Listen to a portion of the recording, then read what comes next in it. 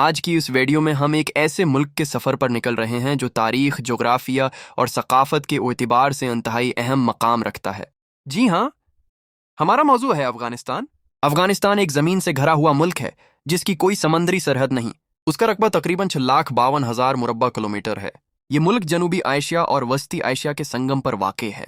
مشرق اور جنوب میں پاکستان، مغرب میں ایران اور شمال میں تاجکستان، ترکمانستان اور ازبکستان اس کے ہمسایہ ممالک ہیں۔ شمال مشرق میں ایک باریک سا راستہ جسے وکھان کوریڈور کہتے ہیں چین تک جاتا ہے۔ افغانستان کی زمین زیادہ تر پہاڑی ہے اور ہندو کش کے بلند و بالا پہاڑ اس کا نمایاں جغرافیائی حصہ ہیں۔ ان پہاڑوں نے نہ صرف یہاں کے موسم بلکہ آبادی، تجارت اور روزمرہ زندگی پر بھی گہرا اثر ڈالا ہے۔ افغانستان کی آبادی 40 ملین سے زائد ہے۔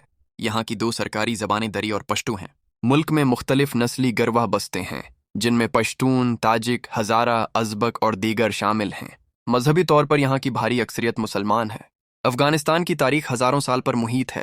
یہ دھرتی مختلف تہذیبوں، سلطنتوں اور حملہ آوروں کا گزرگاہ رہی ہے۔ کبھی یہ علاقے آریاؤں کے زیر اثر رہے، کبھی زرتشتی سلطنتوں کا مرکز رہے، پھر اسلامی فتوحات آئیں، ترک اور منگول حکمرانوں نے حکومت کی اور بعد میں وسطی ایشیائی و ہندی اثرات بھی یہاں کے معاشرے کا حصہ بنے۔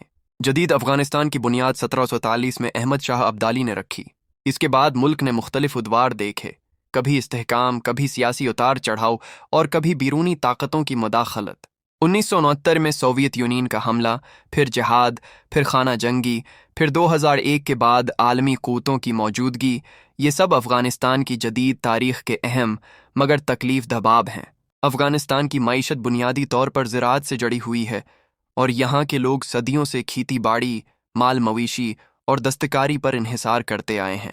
افغانستان دنیا کے بہترین ہاتھ سے بنے قالینوں، روایتی کپڑوں اور دستکاری کے لیے بھی مشہور ہے۔ ملک میں کان کنی کے وسیع وسائل موجود ہیں جیسے تانبا، لوہا اور قیمتی معدنیات، مگر سیاسی حالات نے ان کی ترقی کو ہمیشہ متاثر کیا ہے۔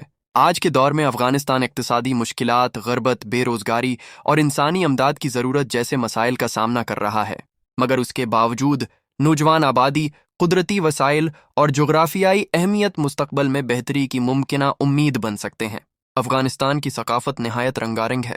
یہاں کے لوگ مہمان نوازی، روایتی موسیقی، شاعری اور لباس کے لیے دنیا بھر میں جانے جاتے ہیں۔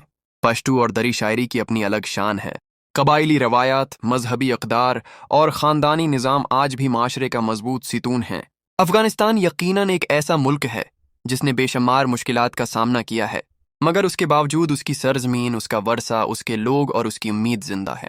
اگر حالات بہتر ہوں، اگر امن قائم ہو، اگر تعلیم اور ترقی کے مواقع بڑھیں، تو افغانستان نہ صرف اپنے لوگوں کے لیے بلکہ پورے خطے کے لیے مستقبل میں ایک امن اور استحکام کا ذریعہ بن سکتا ہے۔